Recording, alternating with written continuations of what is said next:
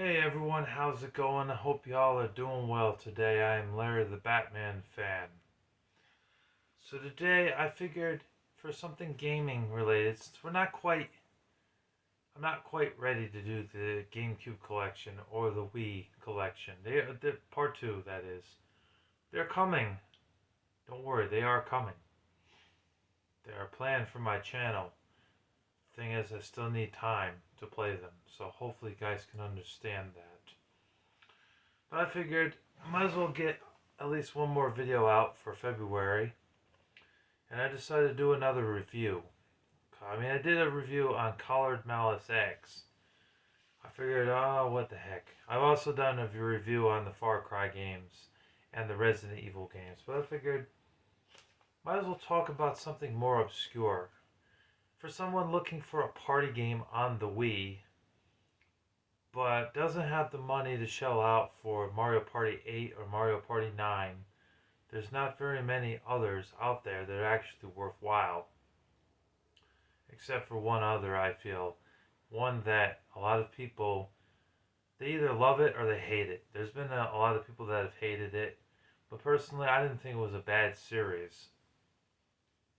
There was still some fun to be had. I know there's also some of the My Sims games. They're considered party games. And the Carnival games. And Wonder Park Amusement World. Or Wonder World Amusement Park. I have that game. I played it.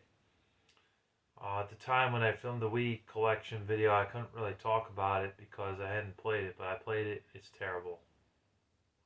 It was garbage. I gotta say that. It was trash. Uh, yeah. I didn't like it at all. I gave it my best. I gave it my all, but I didn't enjoy the game. But these, I actually think are wildly misunderstood. So let's go ahead and get into it. We have Game Party, the first one. This game had 7 mini games total in it. You got, I can't remember this off the top of my head, so I have to read this. You got darts, table hockey, skee ball, hoop shoot, pin cup, shuffleboard, and trivia. Out of all these, my least favorite is probably trivia. I'm not good at remembering old questions from like the 1950s, 60s, 70s, and 80s. I'm not good at that. But I will admit that darts, um, well, like I said, the game's not perfect. I mean, there were some times where I would use the Wii remote like a dart, and it wouldn't register it, or I'd have to shoot, with skee ball or something, and it just wouldn't register in my hand with the Wii remote. And then there were other times where it registered it fine. When the game actually registers your movements, the game's actually a lot of fun. So, like I said, there is some fun to be had with the Game Party games, you know. But hockey, skee ball, hockey wasn't very fun, I gotta say.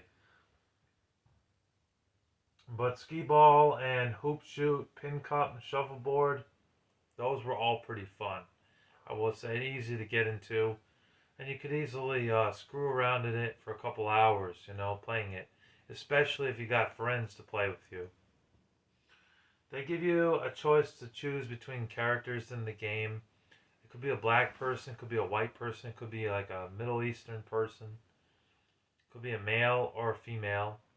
And I think you can even put your me in this game, customize it to whatever color shirt you want. I always chose blue because blue is my favorite color. But yeah, that was kind of cool to be able to put my me that looks exactly like me, give him the name Larry because that is my name, and put me in the game. You know, that was a nice touch. And some of the games in it are fun, and there's one or two that suck. Like, the hockey in the game right there, just it didn't work. Like the movements with that puck and everything, it sucked.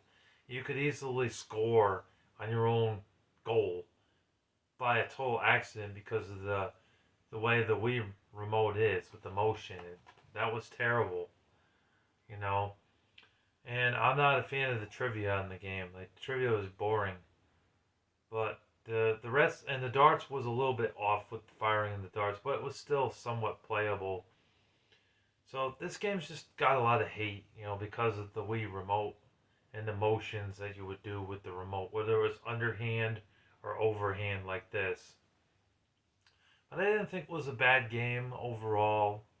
It's still nice, and this game can be had for probably about $5 to $8 at the very most on eBay, and I really do think that it's worth checking out. So I give this one a 7 out of 10. It is a decent game to play. Next up, we move on to Game Party 2. I don't have the case or manual for this one. I just have a loose disc.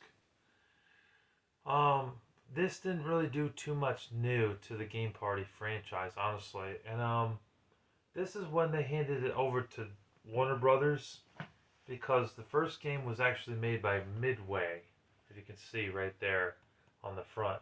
Well, Midway had shut down after this game, or one or two other games after it that were not Game Party titles. Midway had closed down their doors, so they had to find somebody else to take over, and they chose WB. And honestly, since Midway went bankrupt, that was actually not a bad decision to have WB games. However, they did not perfect this game as well as we had hoped for. There was barely anything new added to the table with the Game Party franchise. Barely any new mini games. There was only like one or two other games like golf. You could play golf and horseshoe in this game. You couldn't play that in the first game, but you can in the second one, which was a nice touch. But other than that, I think there was one other game where you throw the little beanie bags into these little plastic board things. You try to get the highest score. Like one of those things that you would hit would be like 10 points. One would be 25. One would be 100. One would be like 1,000. One would be 500. You had to, when you were throwing it, you had to make sure you try and get the highest score possible to beat either your friend or a computer player. There was still some fun to be had in this game, but with the improvements lacking and not enough games, there's only about 2 or 3 extra games in this. I just can't recommend it. So this one gets a 4 out of 10, in my opinion. It's a little lackluster. Although, if you're looking to get all 3 of them and you're a collector, I don't see why not. I mean, it's really cheap.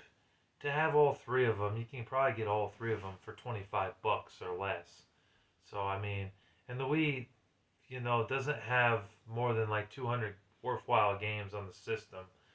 So, I would say that this is still okay, but it isn't as good as the first one. So, it's a 4 or a 5 out of 10 for Game Party 2.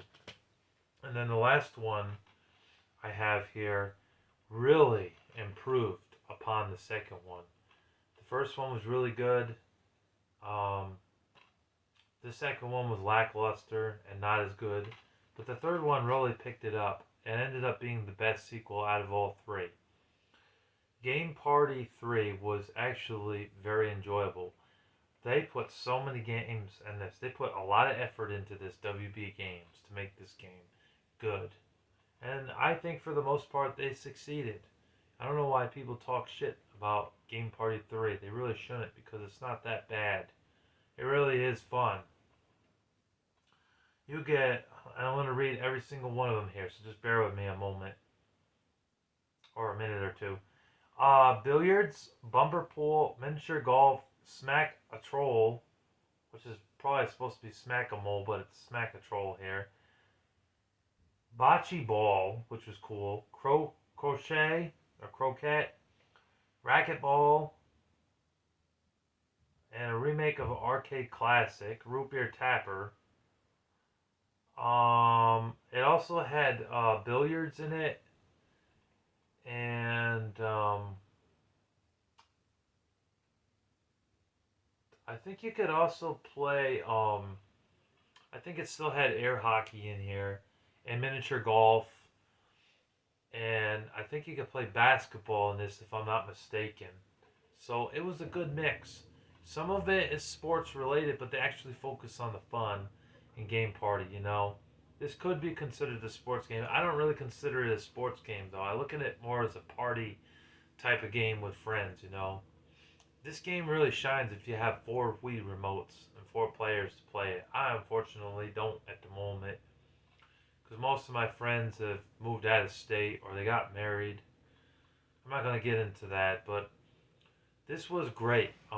This was this whooped Game Party and Game Party 2's ass, man. I mean, it was so much fun. I don't understand the hate behind the Game Party games, but it was a lot of fun.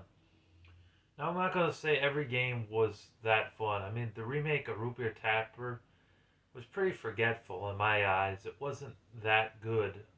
The original one on the NES is way better, or the one that you can play the original one on Midway Arcade Treasures for PS2, or the PS3 game Arcade Origins. That one, or maybe it's just called Origins. It's also on 360. Anyways, yeah, some of the games in this were pretty good. You could also create your own characters. It even says it on the back. Um, right there where my thumb is or finger is. You know, I'll let y'all pause that and you can read the back. But yeah, it really had some unique stuff to it. I mean, basketball and whack-a-mole or whack-a-troll. Those were pretty fun. I really liked billiards in this game and miniature golf. I really thought that shined. And yeah, overall, I thought this was pretty good. I liked it.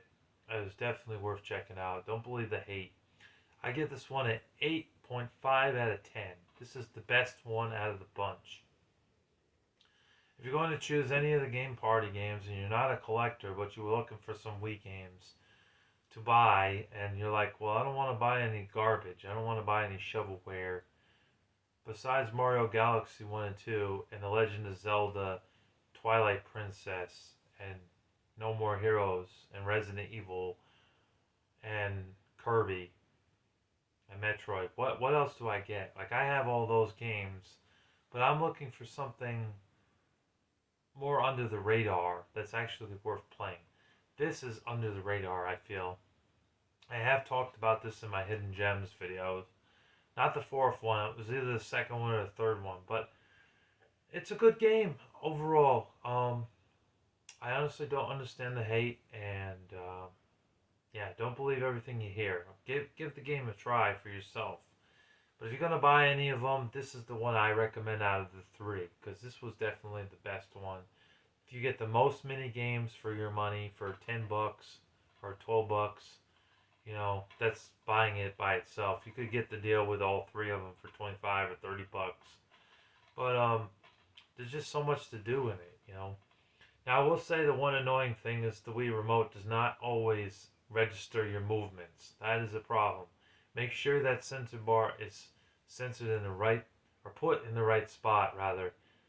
You know, either set it down and put a piece of tape on it so it doesn't keep falling off the TV stand, because that shit is annoying. Also, if it's on a flat surface, probably best to put a piece of tape on it, hold it down in place, you know. Just make sure it's centered to where you have the Wii Remote can actually pick up the sensor. And then it'll be a fun time. So that's my review of the Game Party games. I know there's also another one on the Wii U, Game Party Champions. I never played that game, but I have seen the Wii Viewer, that's what he's called. The Wii Viewer reviewed the Game Party titles, and he said that game is trash. I mean, I'd still be interested in picking it up for nostalgia and seeing if it is really trashy. If I could get it for cheap. I'm not gonna pay $50 for it though. So that's basically all I have to say on the Game Party games. I have no opinion of Game Party Champions because I've never played it personally. But I have played these other ones to tell you that the third one is definitely the best, despite some minor annoyances. So anyways, that's all I got to say. Hope you guys enjoyed, and stay tuned for more gaming videos. They're coming. God bless you all. Take care and have a wonderful day. Peace.